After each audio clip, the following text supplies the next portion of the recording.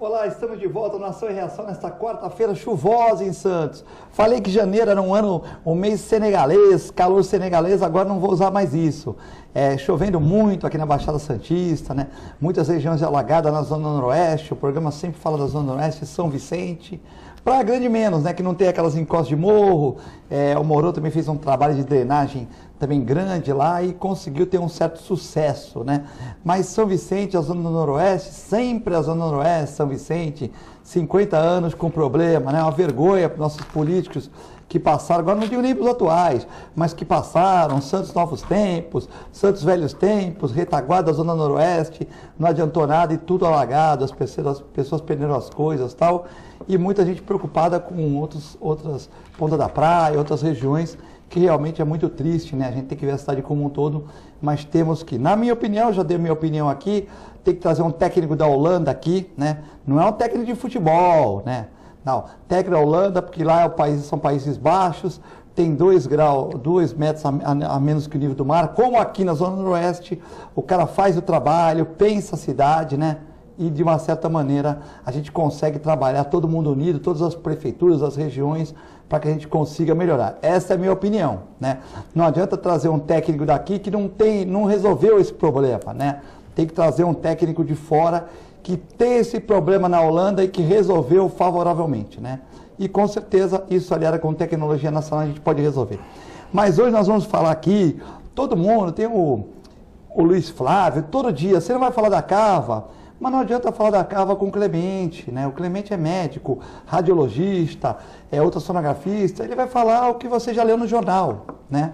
Não adianta falar com o Filete, eu vou falar o que eu leio no jornal. Então hoje nós fizemos uma pessoa aqui, professor Hélio Lopes, engenheiro, trabalha com uma consultoria ambiental, foi secretário de Meio Ambiente lá em Guarujá, melhorou muita coisa lá, acertou muita coisa lá para a professora Antonieta, né? E ele veio aqui hoje, nós vamos falar sobre Cava, Brumadinho, aí sim, não adianta eu perguntar para uma professora, né, que está falando sobre educação, sobre Cava, não funciona, né? Então eu falei, calma gente, todo dia me perguntava sobre a Cava, eu falei, calma, vamos fazer um programa específico para a gente não falar besteira, né? Senão vai falar o que já leu lá no jornal e aí a gente acaba falando besteira, né? Então hoje, dia 6 de fevereiro de 2019, queria apresentar o professor Hélio, é um prazer ter o senhor novamente aqui no programa. Boa tarde, Filete, boa tarde, Guto, boa tarde você, telespectador da TV Com. É um prazer mais uma vez estar aqui com você. O professor Hélio está mais magro, tal, já emagreceu. A primeira coisa que eu vi, o rosto mais magro, está fazendo dieta, correndo na praia. E o jornalista, apresentador, Guto Brito aqui para me ajudar a fazer o programa. Boa tarde, Guto, boa quarta-feira.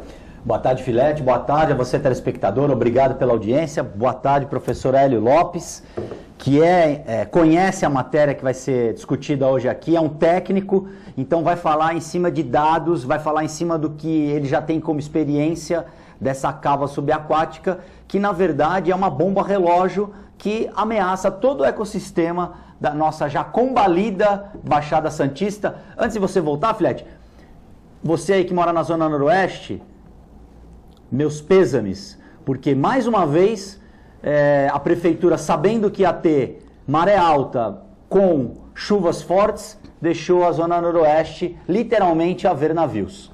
A Nívia Mara Cavalcante é a mãe do Enzo. Enzo é esse rapaz bonito que apareceu agora no programa de esportes e tal, e ela me perguntou como é que faz pegar o programa, né? E aqui é tudo ao vivo.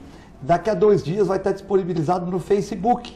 Ela vai no Facebook da TV Com, ou do apresentador do programa, pega o seu filho, grande jogador de basquete, põe lá na coisa, copia, compartilha, manda para suas amigas, para os seus amigos. Tá aí, meu amigo Enzo aparecendo na TV agora, o programa do esportes, né? Você pode pegar daqui a 1, 2 dias no Facebook da TV Com, tá bom?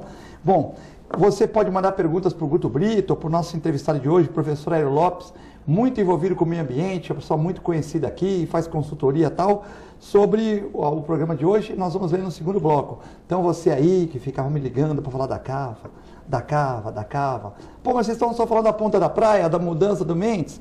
Vocês estão falando de Brumadinho? Sim, vamos trazer um especialista para falar a coisa certa. Senão a gente começa a falar besteira e aí, né, o que a gente já leu, o que replicou, não é legal, né? 99711-5545, perguntas para o Guto Brito, professor Hélio Lopes. Professor, a cava subaquática é uma cratera de 400 metros de diâmetro, com 25 metros de profundidade, maior que o estado do Maracanã. Então eu queria que o senhor explicasse o que é essa cava, né? Nós lemos pelo jornal que não tem risco nenhum, que as pessoas podem ter tranquilidade, que não tem risco nenhum, porque as partículas são pesadas. A gente quer saber se é isso mesmo. As pessoas comparavam Brumadinho com essa cava, acho que não tem nada a ver o grau de risco e tal, mas queria que o senhor explicasse. Tem foto da cava aí também, se quiser colocar a nossa Amanda, Gisele, o Real, quiserem colocar aí, e o professor vai explicando em cima disso. Uma cava é uma obra de engenharia, né? Ela foi, seguiu todo o trâmite aí de licenciamento e foi construída como uma opção, uma alternativa locacional, próximo à saída ali, vocês estão vendo aí, do Rio Casqueiro, né? Em frente, mais precisamente em frente à Ilha das Cobras. Para que serve essa cava? Essa cava, na realidade, ela está sendo utilizada para dispor todo o material contaminado, dragado daquela área de evolução da antiga COSIPA, atual Usiminas, e em frente ali a VLI. Esse canal que nós estamos vendo aí é o canal de acesso a essas duas empresas. E aqui nós temos a oportunidade de ver, um momento de maré baixa, o diâmetro da cava. Aqui já... o diâmetro é toda essa boia, é o que está sendo marcado por essa boia, né, professor? Exatamente. Esse daí, nesse momento, é a operação de enchimento da cava, ou seja... Então está tirando de Santos para baixar o calado, é isso? Exatamente. E está jogando lá dentro esse material, sem né? nenhum pescador pescando aí do lado da cava, não tem nenhuma placa de advertência. Que beleza, Quer dizer, é uma completa falta de gerenciamento, de gestão. Aí depois reclamam, que nem aconteceu lá em Brumadinho, lógico, não fazendo comparação, são situações diferentes, mas que de uma certa maneira acabam nos indicando a mesma falta de gestão, né? Quer dizer que essa cava está pegando os sedimentos do mar para baixar o calado e jogando lá dentro, não é isso? Desse buraco. Só que assim, as pessoas não entendem. Aqui nós temos, está para ver a draga isso. Passando, succionando essa é a forma o sedimento como é feito de fundo. a Agora é dragagem, importante ressaltar que esse sedimento não é um sedimento qualquer. Isso. Não é um sedimento como que tem aqui próximo do Canal de Santos, né? É um sedimento de altíssimo grau de contaminação. Você tem aí uma série de poluentes altamente tóxicos, como, por exemplo, os metais de alto peso molecular, os chamados metais pesados, né, como chumbo, cádmio, alumínio. Mercúrio? Mercúrio, exatamente. Isso nós temos aqui porque a nossa Bahia está contaminada, ou se eu for, por exemplo, uma suposição, se eu for lá para Praia das Galinhas, certo?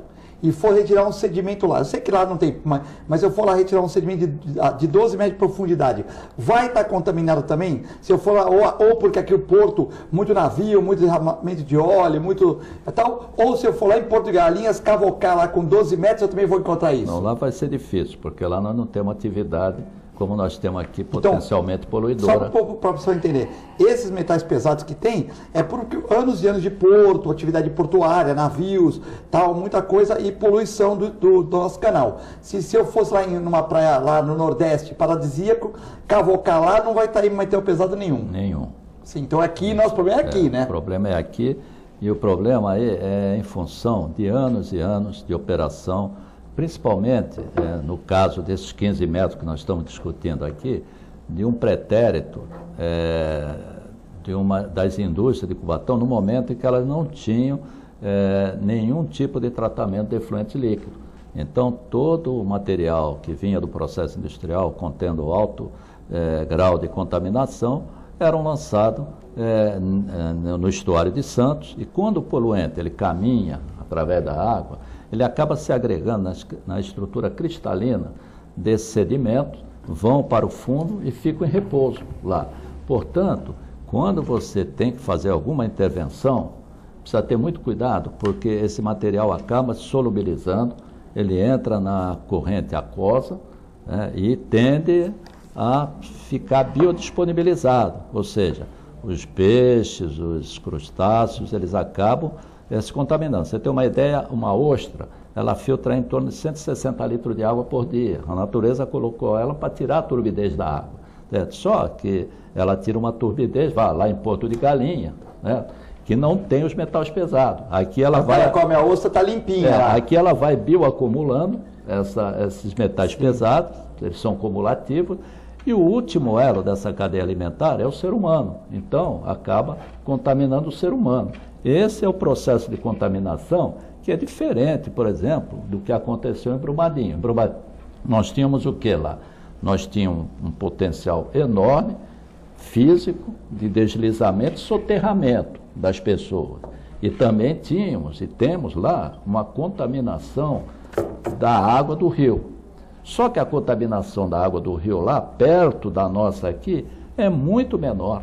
Quer dizer que aquele barro lá, pastor, daqui a 20 anos tal, eles vão deixar, se tiver um problema nessa cava, vai ser um problema muito pior do que aquele problema ambiental lá. Aqui sim, é pior. Porque em termos de concentração de poluentes, sim, porque aqui nós temos um grau de contaminação orgânico e inorgânico. O orgânico, através dos HPAs, que são os hidrocarbonetos aromáticos policíclicos, que são mutagênicos, carcinogênicos, teratogênicos, você sabe Quer dizer, muito bem. Quando você mexe nisso aí e tal. E antes de passar a palavra para o Guto, professor, que também vai me ajudar a fazer o programa, qual seria a solução? Por exemplo, nós temos que os navios são cada vez maiores. Tem que, de uma certa maneira, diminuir, afundar o calado.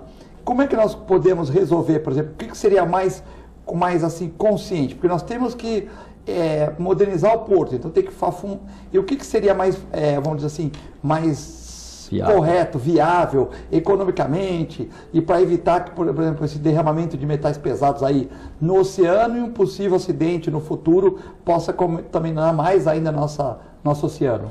Veja, em sã consciência, nenhum técnico aqui, nenhum de nós aqui em sã consciência é contra a operação de dragagem. Se ela não ocorresse, evidentemente que o nosso estuário hoje teria virado um porto madeiro, certo? Não teria mais condições de navios adentrarem a esse canal, né? Então ela precisa ser sistematicamente realizada. Porém, o que tem que ser visto aí é a compatibilidade, é uma coisa que todo empresário defende nas audiências públicas, tem uma retórica bonita, e que nós temos que ter sustentabilidade. Isso, na prática, tem que ser implementado. Só que na prática não implementam. Veja, querem pegar a situação mais rápida possível, mais próximo do seu local onde ele está operando, e dispor isso sem ter o custo que deveria ter de um tratamento desse resíduo. Certo? Nós tivemos a oportunidade, junto com o Ministério Público aqui do Estado de São Paulo, quando houve a construção do porto da BTP, Brasil Terminais Portuários, era uma área super contaminada, eles fizeram tudo direitinho.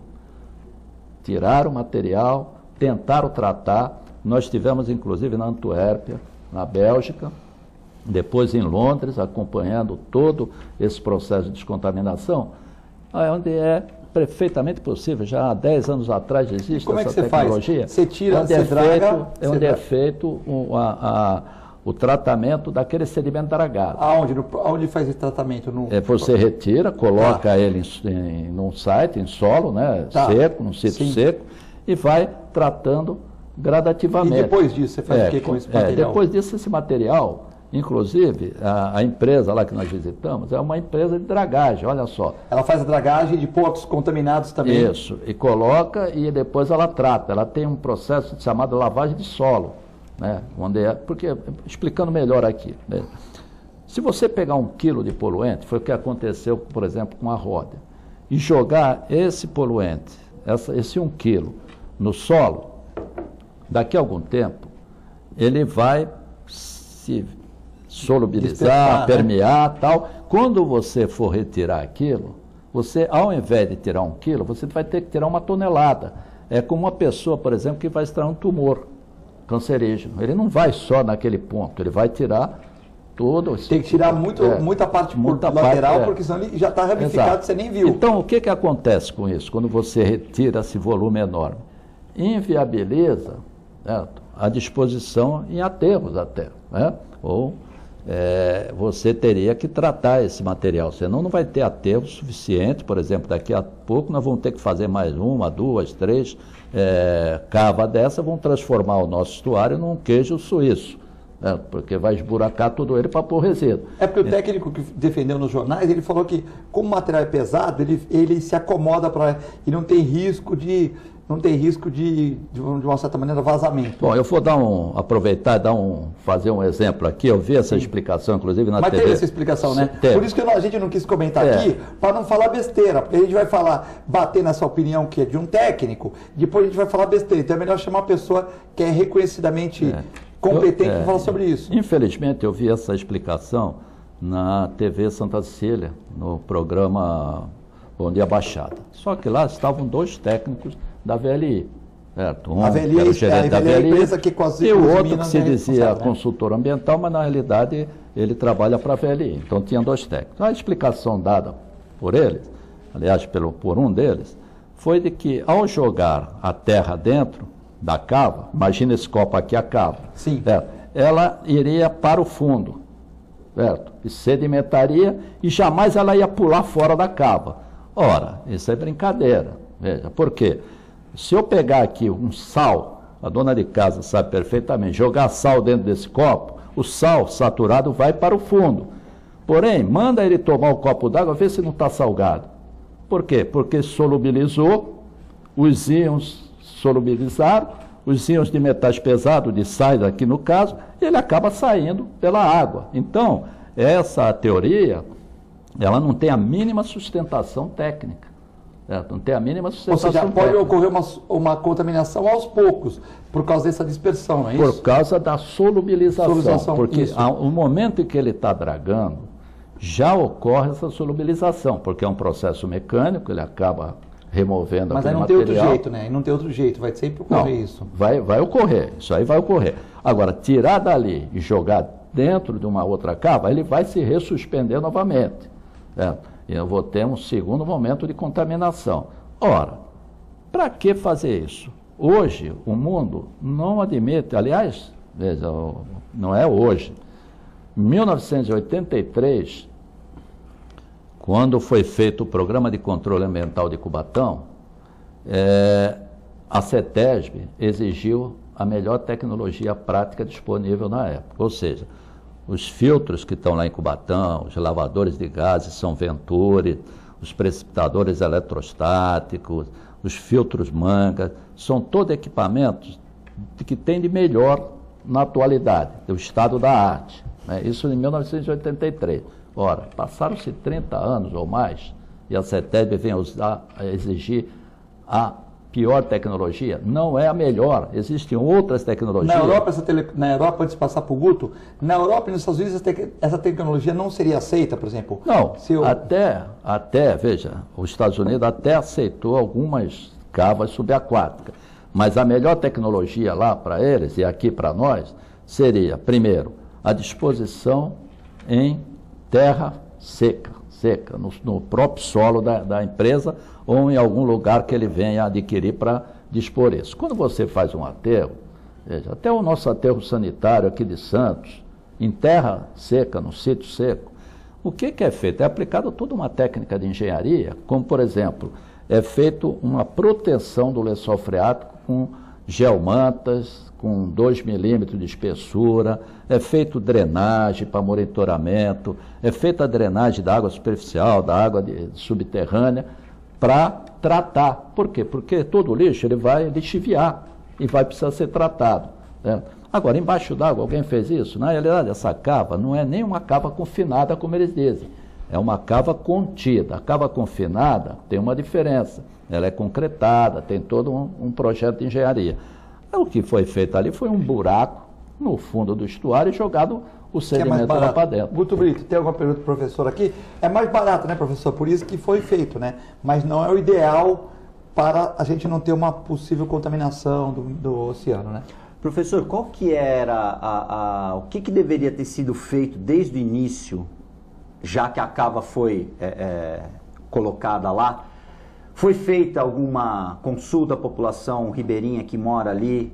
Foram feitas audiências públicas? O Ministério Público do Meio Ambiente foi envolvido? Houve uma discussão conjunta para se decidir pela implantação da cava? Boa pergunta, Guto.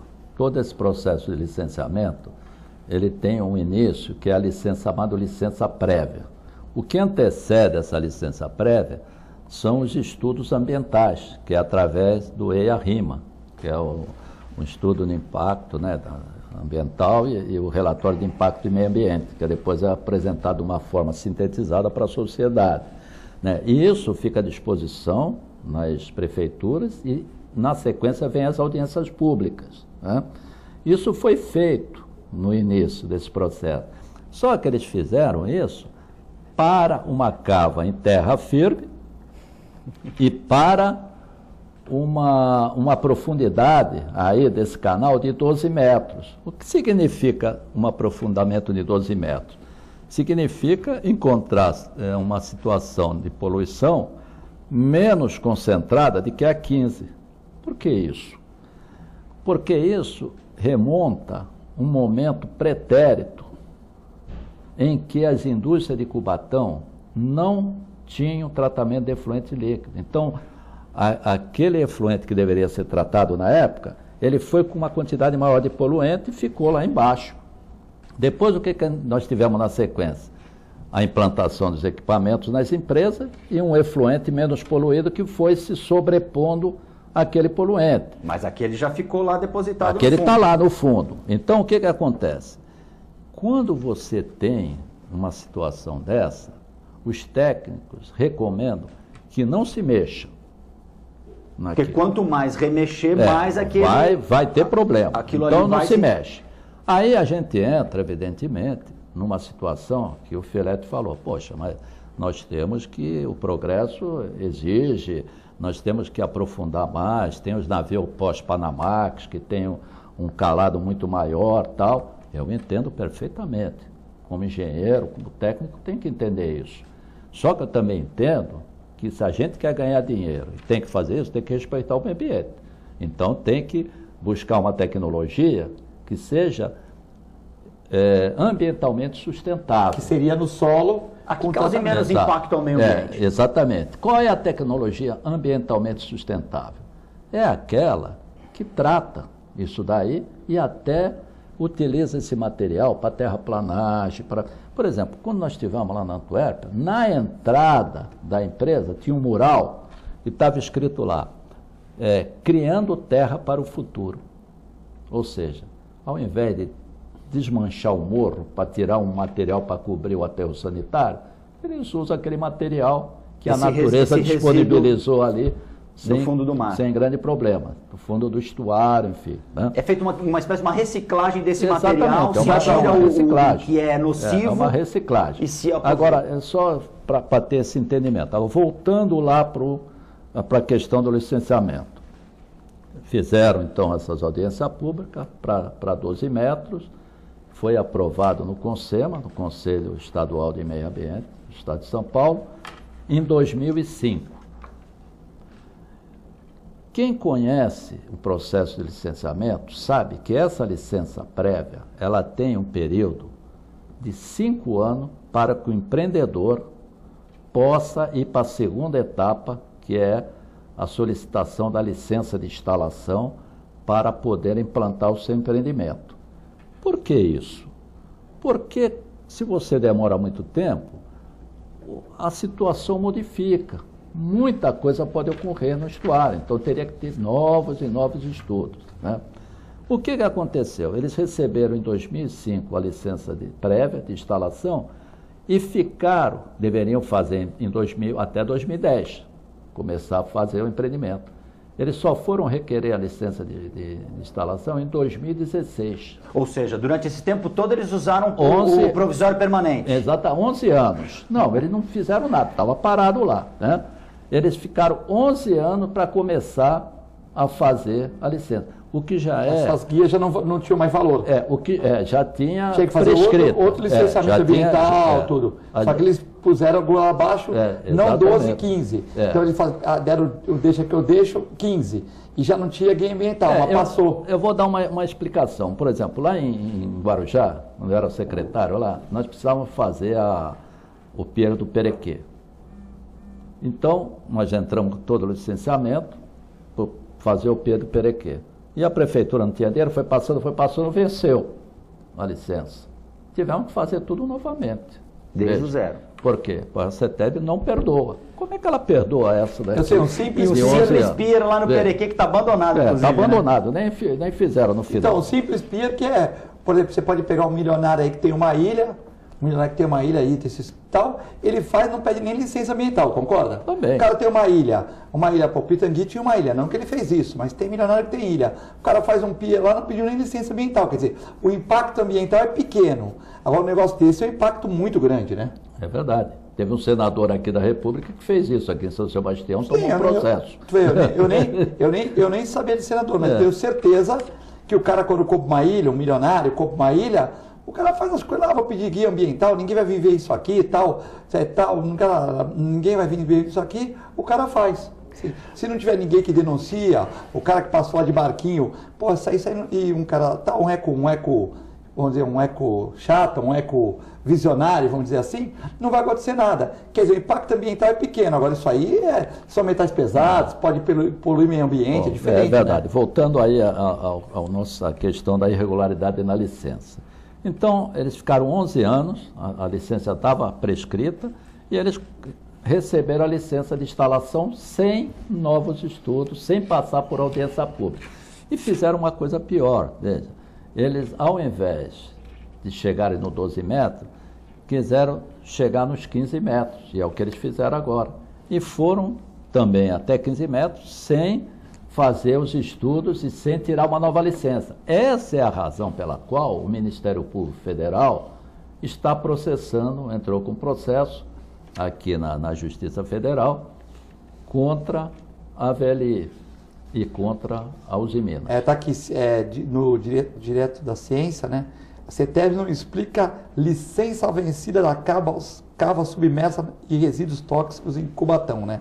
Então, não soube explicar isso aí. Ela tenta explicar o inexplicável. O problema é que quando a gente faz uma arte, tem que garantir a mancada até o final, porque agora não dá mais para recuar.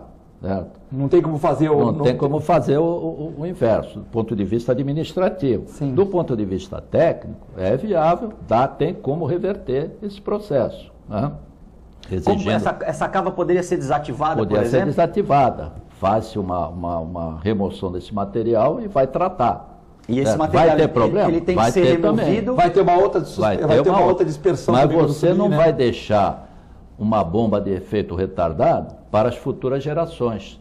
E vai dar problema isso um dia, senhor acha? Um dia pode dar problema. Quais são os problemas que podem ocorrer? Primeiro, você viu ali, eu gostaria até que fosse a imagem, lá, para colocar essa imagem. Pode colocar a imagem lá. Que essa cava, ela está muito próximo do canal de navegação e, portanto, pode sofrer uma colisão de algum navio contra a cava.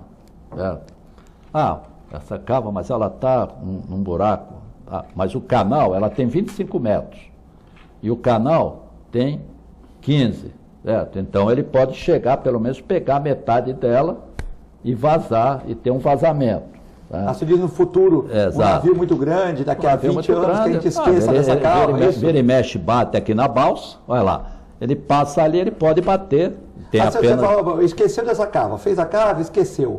Daqui a 20 anos, um navio aí enorme, passa aqui, ninguém lembra, ele dá uma raspadinha ali, pode ter um problema. Isso. Pode ter problema, tem um vazamento. Segundo, que como ela não é uma cava confinada, ela é uma cava contida, depois desses sedimentos estarem compactados lá, sedimentados, eles vão cobrir com uma camada de 1 metro, 1,5 metro de sedimento, não é de concreto.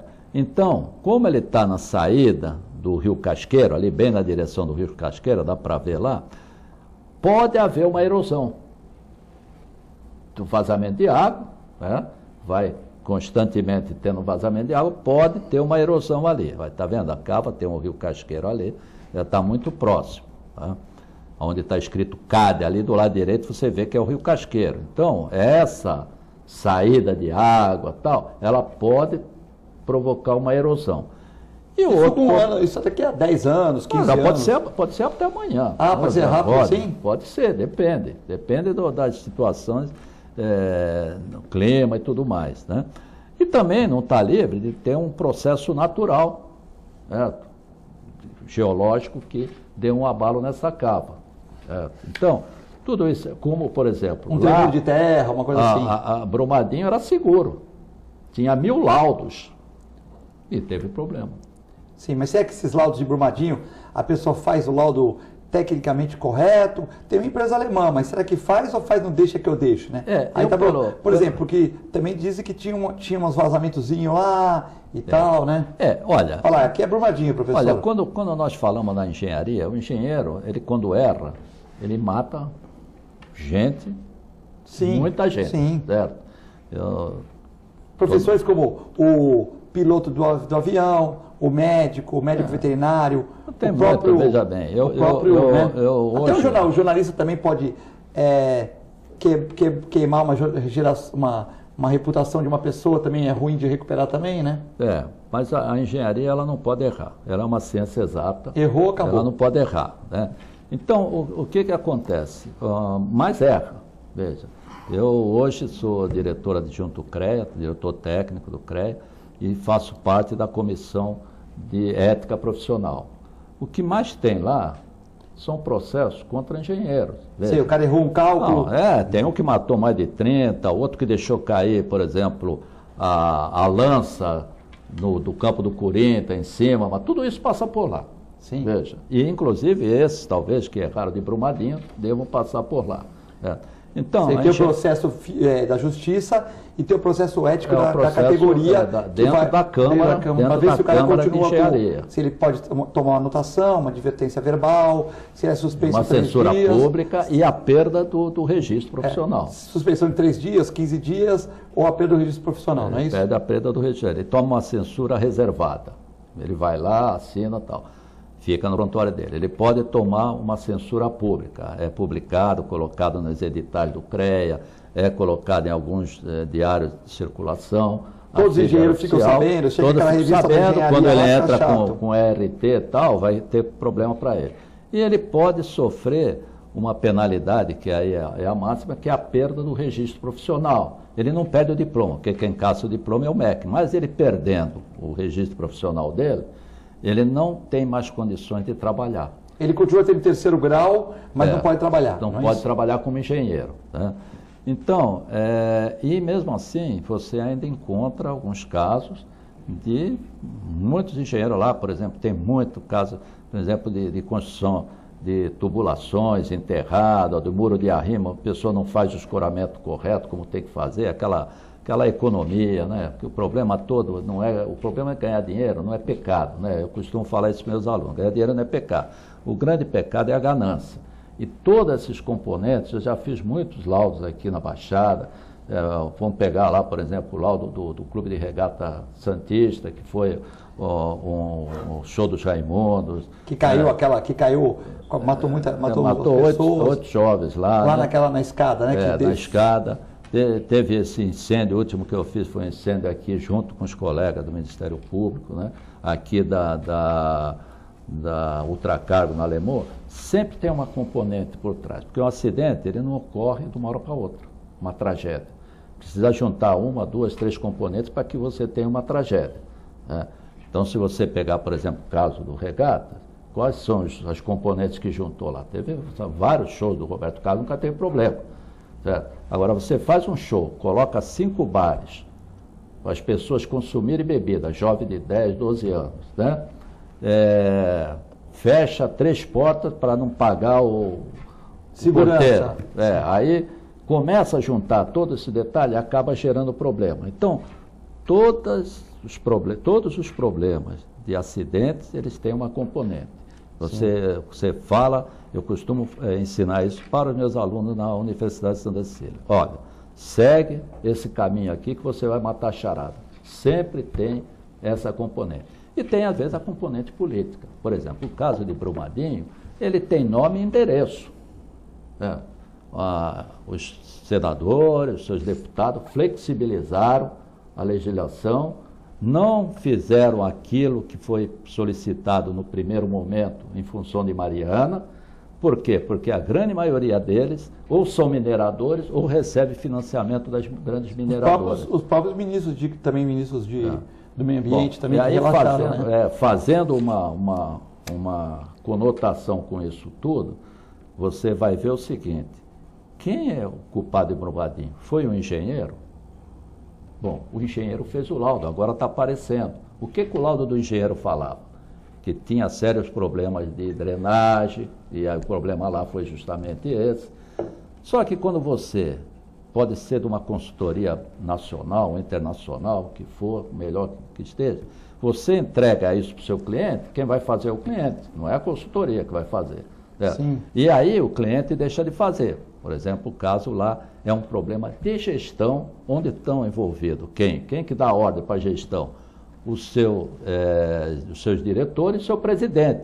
Portanto, quem deveria estar preso, meus senhores, seria o presidente da Vale e os seus diretores, porque eles são responsáveis e assinaram a morte até agora de 450 pessoas.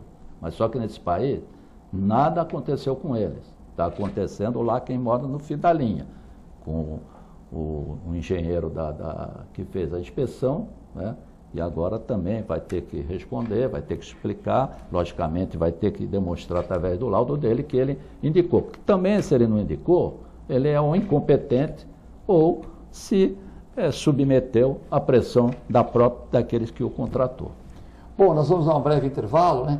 Acho que tivemos uma aula aqui sobre cavas, falamos de Brumadinho, né? E se você tem alguma dúvida que ficou, manda o seu WhatsApp aqui para o 997 11 5545, né? Estamos todos aprendendo bacana com essa verdadeira aula que o professor Hélio nos está proporcionando hoje. A gente está sempre aprendendo sobre essa questão ambiental, né? E é muito rápido, já voltamos.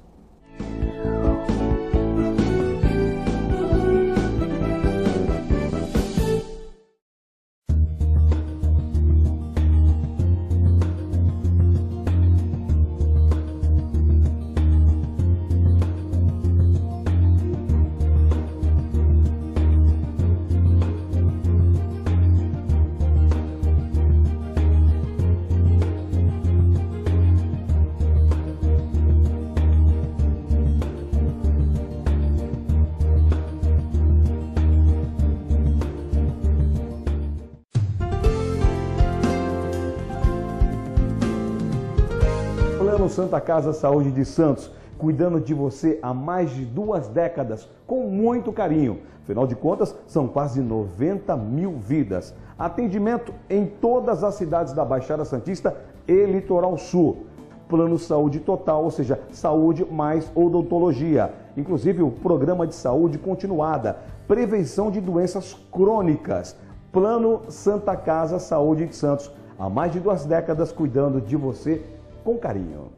APO Planos Odontológicos Empresariais, cuidando da saúde bucal de seus funcionários, com mais de 200 dentistas credenciados e cobertura em todo o território nacional. Central de atendimento exclusiva, planos extensivos à família, controle de qualidade permanente e liberação online de vários procedimentos. Faça como as grandes empresas da região e contrate o plano de saúde empresarial da APO. Atendemos empresas a partir de 3 funcionários. Em Santos, ligue 2104-4000 ou acesse apoodonto.com.br. A Clínica Multiimagem é especializada em exames de radiologia e diagnóstico por imagem, investindo continuamente em tecnologia e trazendo constantes inovações para proporcionar à comunidade médica e seus pacientes diagnósticos ainda mais precisos. Sua nova e moderna estrutura, aliada à tecnologia de ponta, juntamente com o corpo clínico especializado, tornam a Clínica Multiimagem um dos centros de diagnósticos por imagem mais avançado do estado de São Paulo. Entre em contato pelo telefone 3202-1250.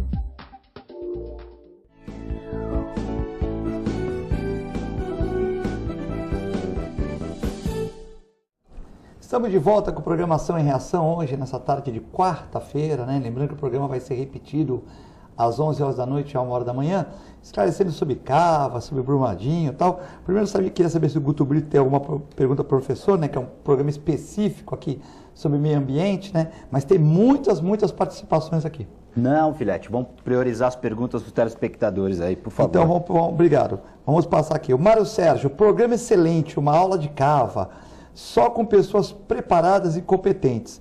Grande assunto, Filete, parabéns para a TV Com, né? Tem aqui uma pergunta da Amanda, né?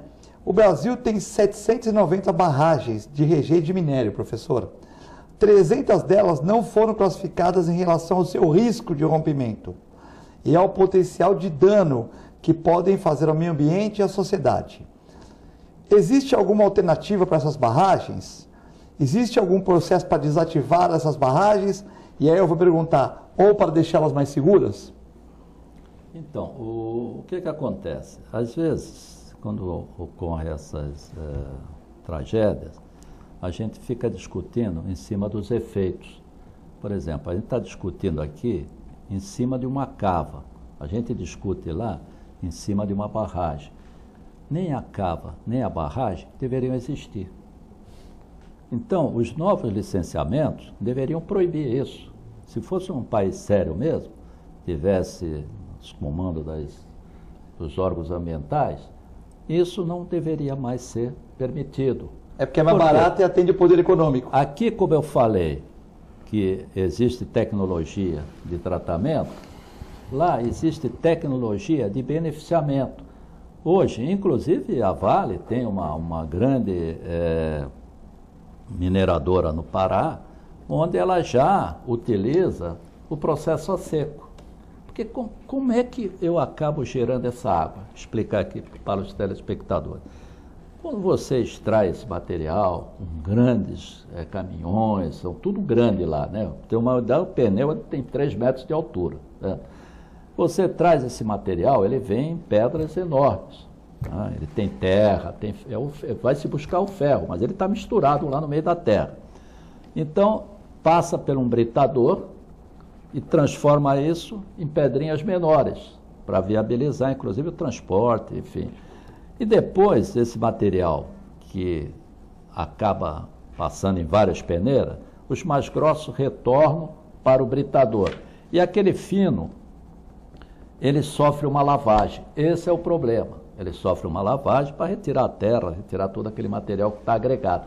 Nessa lavagem é que ele gera o rejeito, que é a terra mais os contaminantes com metais pesados. Eu vejo lá dizer que não tem problema da água, é lógico que tem. Nós temos ali cádmio, tem uma série de contaminantes ali presentes, chumbo, né?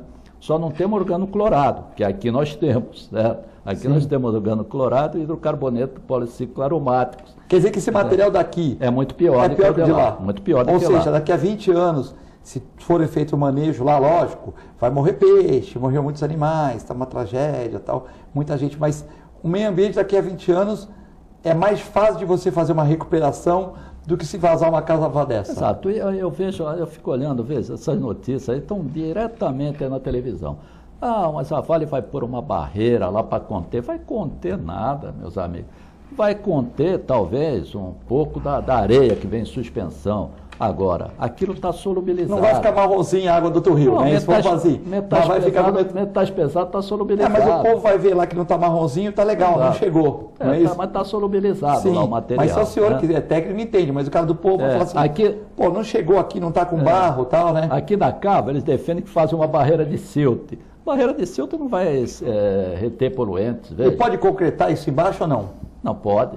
E aí, é mais seguro? É mais seguro, lógico. Se você concretar, é mais seguro em termos de haver essa contaminação do solo, de haver, por exemplo, em cima, mas já que fizeram problema de erosão. Já que fizeram a arte, como o senhor falou... Agora não dá. Então, mas agora não dá para falar, bom, então vocês vão concretar essa porcaria aí. Exato. Ou não dá? Bom, agora não dá. Não dá mais? Concretar a parte de cima dá, mas a parte de baixo não dá. Veja, agora, o que acontece? Lá que a gente estava discutindo a questão da barragem de Brumadinho, né? Então a gente fica discutindo em cima dos efeitos. A barragem tinha que ter plano de contingência, análise de risco, pôr uma sirene. Nada disso resolve. Imagina você, telespectador, tá morando embaixo de uma barragem e o dono da Vale diz, não, mas olha, vai tocar uma sirene e você sair correndo. Em sã consciência, você dormiria tranquilo? Você vai estar sempre na iminência que eles não põem a diretoria deles lá embaixo? Exatamente. Não, até puseram e soterraram. foi mas se puser, eles têm 5 diretorias, põe lá só para inglês ver e não vai, né? Aí também não dá, mas o que acontece? Então, nós temos que mudar o processo, eliminar a causa, eliminar a construção dessas grandes barragens. Ah, tudo bem, daqui para frente fazemos isso. Mas e as barragens que estão lá? Tem que sendo desativada gradativamente, fazendo a recuperação desse rejeito, porque é possível fazer isso através de sistema magnético, você vai retirando o ferro, porque ainda tem muito ferro ali naquele rejeito, e diminuindo esse volume que está ali dentro. Eu vejo a única alternativa é essa. Agora, análise de risco, tudo mais, é que nem eu vi aqui, querer fazer análise de risco, tem aqui próximo da gente uma empresa de isocontainer do lado da Santa Casa, certo? Ora, imagina, vamos fazer um plano de contingência, tudo bem. A hora que vazar, eu quero ver quem que vai tirar o cara da sala de cirurgia, o cidadão que está na UTI. O cara está tomando hemodiálise lá, como é que sai? Como é que você vai tirar? Então, esse plano de contingência é mais para inglês ver. Sim. Né? Então, não resolve. Vamos eliminar a causa. A causa são as barragens. A dona Rosa está falando que o programa está muito bom e a dona Noemi está perguntando para o Guto Brito. Guto Brito, você como jornalista, como é que você vê essas tragédias como a Brumadinho e a Cava? Muito triste, né?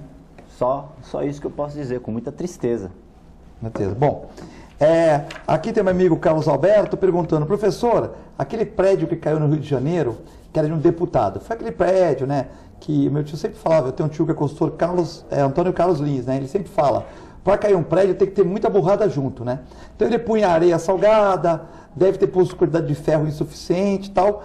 E esse deputado, ele até morreu na Bahia, né? Quando o prédio caiu, depois ele apareceu tomando champanhe, aí o Fantástico pegou, foi meio complicado. Eu esqueci o nome do deputado, ele também não sabe aqui o nome, mas eu lembrei porque eu falava muito, mas eu esqueci, né? Então, um deputado federal já morreu, ele morreu na Bahia, e ele ajudou até a construir Brasília, né? Acho que foi um dos que fez aquela construção, né? Cada areia, 10 sacos de areia que chegavam, alguns iam para outro lugar, mas enfim, né? Então, esse deputado, né, ele caiu o prédio no Rio de Janeiro, então ele quer o Carlos Alberto, também a Cíntia, estão querendo saber por que cai um prédio, quais são os erros para cair um prédio. Veja, eu não sou engenheiro civil, né? Eu sou engenheiro industrial, sou químico também. Agora, a gente tem uma noção, não é coisa. Tudo que acontece em termos de acidente, como eu fiz engenharia, coordeno inclusive o curso de engenharia de segurança do trabalho, a gente mexe muito com isso, né? Não é uma única variável que vai causar o problema. Você tem algumas variáveis. Lógico, às vezes, por exemplo, o engenheiro errar no cálculo estrutural é fatal, certo? Vai cair o prédio, né? Agora, coloca areia, às vezes é uma ferragem, o mestre de obra na hora de fazer a amarração da ferragem. Tem uma série de fatores que acabam se juntando para que ocorra isso, né? Aqui nós tivemos várias pedras aqui, que a quantidade tem mais areia do que cimento, né? Você chega na parede, faz um buraquinho, ela acaba saindo a areia, né?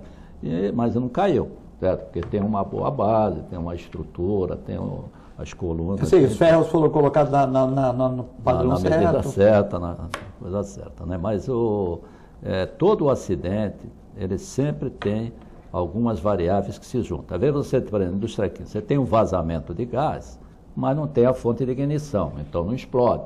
Agora, quando junta vazamento de gás, fonte de ignição, aí você acaba tendo uma tragédia. Auxileia, desculpa. Boa tarde, realmente estamos largados mesmo, professora. Divisões de muitas responsabilidades não existem mais. Muitos mandam e poucos executam. Os poderosos da cidade não pensam no futuro. É uma vergonha nossa cidade estar nessa condição, nossa região. Inclusive, como o senhor falou, peixes que estão sendo vendidos podem estar contaminados com esse levantamento de metais pesados, né? Então ela está passando aqui, né? Essa preocupação dela.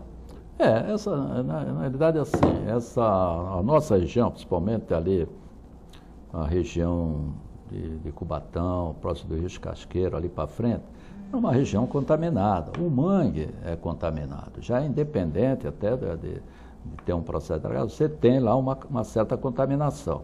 Né? Quando você mexe, isso piora. Né? Por quê? Porque é uma biodisponibilização desse material, vai solubilizar, vai para a água, vai contaminar os peixes. Né? Eu não vejo, nunca vi, ao longo da minha vida profissional, ninguém da Secretaria da Saúde, enfim, fazer um programa, né, inclusive alertando a população, tomando algumas medidas, colocação de placa, enfim, tudo mais, para evitar a pesca naquela região. É comum. As pessoas pescam ali, se tiver um peixe contaminado, nem vai saber que o peixe estava contaminado e vai comer. O grande problema que afeta mais é a população ribeirinha. Por quê? Porque essa população é aquela que tem naquela pescaria a sua subsistência. Então ele vai estar se alimentando no dia a dia com esses peixes contaminados. Como são poluentes cumulativos, ele vai acumular uma quantidade maior e vai ter uma probabilidade maior de ter uma doença. Sim. Guto, a Elma aqui está mandando um abraço para você, a Tereza Bueno Wolff, e quer saber, parabenizando o programa de hoje, parabenizando o programa de ontem também, que nós discutimos a mudança, né? Onde o vereador Ademir Pestana e Lincoln Reis acham que deve ser feita a mudança do Mendes Convention, sim, mas para o centro. Então, gastado esses 130 milhões, vai 60 com Mendes Convention, agora chegando no VLT, no centro. E fazer, por exemplo, um mercado municipal e reformas na ponta da praia com outra metade do dinheiro. E eu até falei, já aproveita e já reforma o terceiro DP, deixa bonito lá, toda aquela estrutura lá. Então, foi isso. E ela quer saber sua opinião, né, sobre essa questão. Para quem não está sabendo, né, nós discutimos ontem sobre a questão da mudança, né, do Mendes Convention, o grupo Mendes falou que não está dando mais lucro, tal, que eles querem fazer uma compensação para construir uns prédios também na ponta da praia, arrumando a ponta da praia, gastando 130 milhões, fazendo novo centro de convenções, que em vez de 1.000 estacionamentos descobertos, vão ser 400 cobertos na região da ponta da praia, e também arrumar o mercado de peixes, arrumar aquela região da ponta da praia. Eu queria saber a sua opinião, a Elma queria saber, se a produção puder passar os videozinhos aí também, a sua opinião e depois do professor sobre essa questão aí da ponta da praia. Muitos acham que tem que ser no centro, muitos acham que a ponta da praia precisa, outros acham que a região da ponta da praia já está impactada. Queria saber a tua opinião. Boa tarde a vocês, telespectadoras. Eu acho que tem que ser tudo discutido em audiência pública. A prefeitura acho que colocou o burro na frente da carroça e mais uma vez está prejudicando a cidade. Mas você acha que, por exemplo, seria melhor no centro? Qual a sua opinião assim? Ou você acha que tem que ser discutido tudo? Eu acho que independentemente do lugar, é preciso discutir isso com a comunidade, com a população, saber o que a população quer. É fácil você chegar com um prato feito. Eu acho que a população precisa participar. A população é que, enfim, delega o poder às autoridades. Sim. E o senhor, professor, o que faz essa mudança? Assim, eu fecho com as palavras do Guto. Acho que não tem nem o que falar. É exatamente isso que ele falou. Veja, e antes até mesmo de discutir com a sociedade, você tem que ter um estudo do impacto que vai ocorrer na ponta da praia. Veja, a gente já tem um problema sério com a fila da balsa. Aquilo fica todo interditado. Imagina você juntar esse problema com um grande evento, por exemplo, nesse centro de convenção. Né? Todo o empreendimento ele é um polo gerador de tráfego. Então ele vai atrair todo o tráfego para lá. E aí? Isso foi feito, esse estudo? Eu não vi nada, não foi apresentado nada para a população nesse sentido. Né? Eu não sei nem se teve audiência pública. Né? Segundo o vereador, eles tiveram mudança, né, do plano diretor para transformar aquela região ali da Francisco Glicério em turística para comercial, né?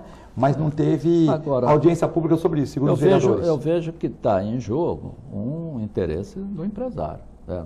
Porque eu pergunto, por que retirar o centro de convenção da onde ele está? Primeira coisa. Certo?